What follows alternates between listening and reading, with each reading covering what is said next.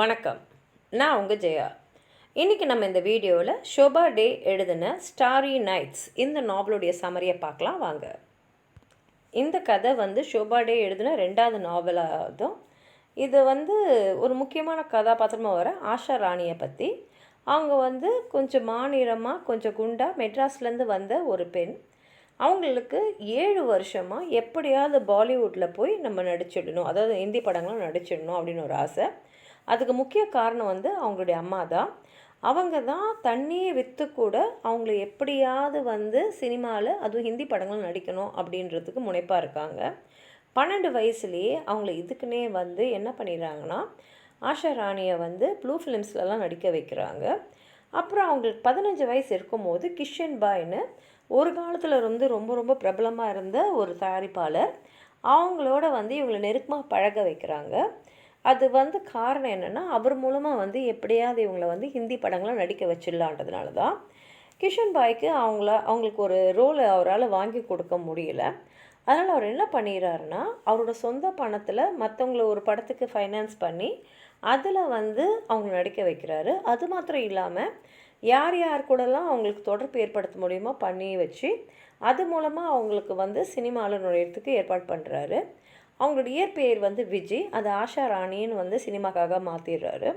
ஆனால் இந்த நேரத்தில் அவருக்கு என்னென்னா, நிஜமாகவே ஆஷா ராணி மேலே ரொம்ப ஆழமான ஒரு காதல் ஏற்பட்டுடுது. ஆனால் அவரால் சினிமாவில் நுழைஞ்சி முன்னேறி நல்லா வளர்ந்துட்டு வர ஆஷா ராணியால் அவரோட காதலை திருப்பி தர முடியல. ஏன்னா அவங்களுக்கு புரிஞ்சிடுது, இவர் அவரோட தேவைக்காக தான் இவங்களை பயன்படுத்தியிருக்காரு ஆரம்ப காலத்துலேருந்து.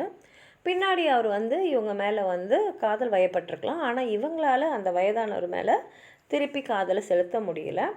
அவங்களுக்கு அப்போ ஹிந்தி படங்களில் ரொம்ப ஃபேமஸாக இருக்கக்கூடிய அக்ஷய் அரோரா மேலே காதல் வருது.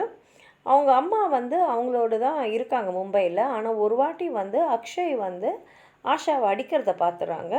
அது மாதிரி அடிக்கக்கூடாதுன்னு அவங்க தடுத்ததுனால இவங்க என்ன பண்ணிடுறாங்கன்னா, அவங்க அம்மாவை மெட்ராஸ்க்கே திருப்பி அனுப்பிச்சிடுறாங்க. அக்ஷய்க்கும் என்ன ஆகிடுதுன்னா, இதே மாதிரி இவங்களோட பழகிறது ஒரு மாதிரி சலிச்சு போயிடுது. அதுலேயே அவரோட மனைவிக்கு தெரிஞ்சிடுது, இந்த மாதிரி அவங்க அக்ஷய் ஆஷா ராணியோடு நெருக்கமாக இருக்காருன்றது. அது மாத்திரம் இல்லாமல் இவங்க சினிமாவில் வரத்துக்கு முன்னாடி சில ஆபாச படங்கள்லாம் படங்களெல்லாம் வெளியிட்ருக்காங்க. படங்கள்லாம் வெறும் ஃபோட்டோஸு. அதையெல்லாம் பார்த்துட்ட உடனே அவர் என்ன பண்ணிடுறாருன்னா, கொஞ்சம் கொஞ்சமாக விலகிடுறாரு. இதை பற்றி ஏன் என்கிட்ட விலகி போகிற அப்படின்னு சொல்லிட்டு ஒரு பார்ட்டியில் இவங்க கேட்கும் போது அவர் இவங்களை போட்டு அடிச்சிடுறாரு. அப்போ தான் ஷேத் அமீர்சந்திர ஒரு மெம்பர் ஆஃப் பார்லிமெண்ட்டு, நாடாளுமன்ற உறுப்பினர். அவர் எப்படின்னா, மும்பையோடைய நிழல் உலகத்தை கண்ட்ரோல் பண்ணக்கூடிய ஒரு கேங்ஸ்டரு. அவருக்கு ஆஷா ராணி மேலே ஒரு இன்ட்ரெஸ்ட் வருது. அதனால் இவங்க அவரோட நல்லா பழக ஆரம்பிச்சிடுறாங்க. அவருடைய பாதுகாப்பில் அவங்க நிறைய படங்கள் இப்போ நடிக்க ஆரம்பிச்சிடுறாங்க. அப்போ தான் ஷோபிஸ் மேகசீனில் காசிப் காலம்னிஸ்டாக இருக்கக்கூடிய லிண்டாவோடைய அவங்களுக்கு நெருங்கிய தொடர்பு வருது. அதே சமயத்தில் அபிஜித் மேகரான்னு சொல்லிட்டு ஒரு பெரிய இண்டஸ்ட்ரியலிஸ்டோட மகன் அவருக்கும் இப்போ கல்யாணம் ஆக போது அவரோடையும் உங்களுக்கு தொடர்பு வருது. அப்போ லிண்டா அவங்கக்கிட்ட சொல்கிறாங்க, நீ சவுத் இந்தியா போய் ஒரு ஆர்ட் ஃபிலிம் பண்ணணுன்னு. அவங்களும் அதே மாதிரி சவுத் இந்தியாவில் ஒரு ஆர்ட் ஃபிலிம் பண்ணுறாங்க. அந்த படத்தோடைய டைரக்டரோடு அவங்க எப்படியாவது நெருக்கமாக இருக்கணும்னு பார்க்கும்போது தான் தெரியுது அவர் ஒரு ஆண்மையற்றவர்னு. அதே சமயத்தில் இவங்களுக்கு அக்ஷய் அரோரா மேலே இருந்த காதல் அதிகமாகிட்டே இருக்கிறதுனால அவங்களால நிறைய படங்களில் கவனம் செலுத்த முடியல. ஒரு நாள் அக்ஷய் அரோராவும் ஆஷா ராணியோடைய காரும் பக்கம் பக்கம் ஒரு டிராஃபிக்கில் நிற்கும் போது திருப்பியும் அவங்களோட அஃபேர் தொடருது. அவங்க எப்படியாவது அக்ஷயை திருமணம் பண்ணிக்கணும் அப்படின்னு நினைக்கிறாங்க.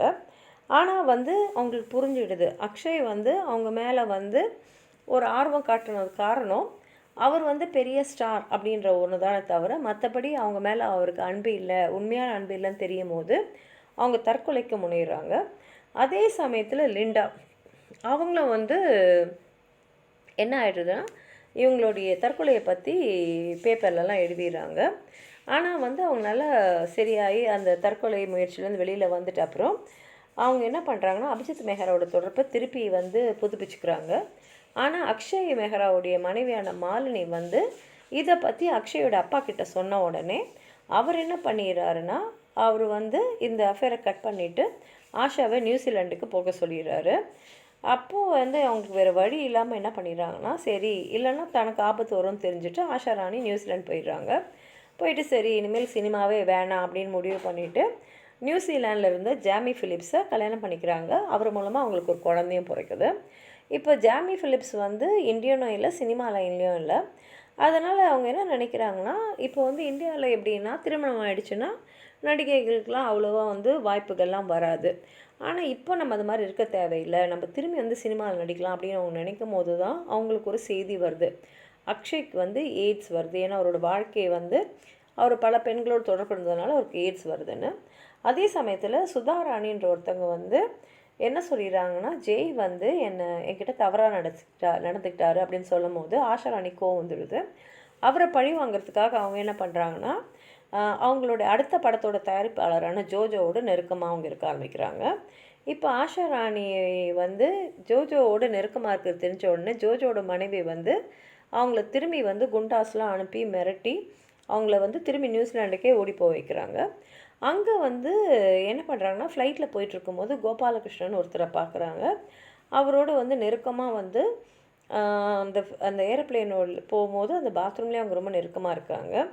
அதுக்கப்புறம் தான் அவங்க வந்தப்போது தெரியுது அவங்க ஹஸ்பண்ட் வந்து அவங்களுடைய பேபி சிட்டரோட நெருக்கமாக இருக்காருன்னு. அதனால் அவங்க திருமணம் வந்து முறிஞ்சிடுது. இப்போ அவங்க மகள் சாஷா வந்து யோசிக்கிறாங்க என்னது, ஏன்னா வந்து அவங்க அப்பா நியூசிலாண்டர், அம்மா வந்து இந்தியர். அவங்களுக்கு வந்து தன்னோட அடையாளத்தை வந்து நம்ம கண்டுபிடிக்கணும் அப்படின்ற மாதிரி ஒரு ஃபீல் வந்துடுது. அதே சமயத்தில் ஆஷா வந்து சோலானின்ற ஒரு இனம் பெண்ணை வந்து நட்பாக்குறாங்க. இந்த சோனாலி வந்து லண்டனில் இருக்கக்கூடிய ஒரு பொண்ணு, கால் கேர்லும் கூட. அவங்க ஆஷாவை இந்த லண்டன் ஹை சொசைட்டிக்கெலாம் அறிமுகப்படுத்துகிறாங்க. அப்படி அறிமுகப்படுத்துகிற ஒரு பார்ட்டியில் ஆஷா வந்து கோபாலகிருஷ்ணனை திரும்பி பார்க்குறாங்க. அவங்களுக்கு அவரோட வந்து நம்ம அந்த ஏரோப்ளேனில் நெருக்கமாக இருந்ததில் ஞாபகம் வருது. இப்போ தான் தெரியுது அவர் வந்து ஒரு ஆர்ம் டீலர், அதாவது இந்த வெப்பன்ஸ் எல்லாம் வந்து டீல் பண்ணுறவருன்னு. அதுக்கப்புறம் அதை பற்றி அவங்க கேட்கும் போது என்ன ஆகிடுதுன்னா, அவர் வந்து அவங்க வீட்டை சுற்றியெல்லாம் ஆளுங்களை வச்சுடுறாரு. அது மாத்திரம் இல்லாமல் இதை பற்றி எதாவது சொன்னீங்கன்னா உன்னுடைய மகளுக்கும் இது ஆபத்துன்னு தெரிஞ்சிடுது, அந்த மாதிரி சொல்லிடுறாரு. அப்போ சோனாலி வந்து என்ன ஆகிடுதுன்னா, ஒரு அசாசினை கொலை பண்ணிடுறாங்க. கொலை பண்ணிவிட்டு ஆஷா ராணியை அந்த நாட்டை விட்டு திருப்பி வெளியில் அனுப்பிச்சிடுறாங்க அவங்க பாதுகாப்பாக இருக்கிறதுக்கு. அதே சமயத்தில் சுதா ராணி என்ன ஆகிடுதுன்னா, அவங்க வந்து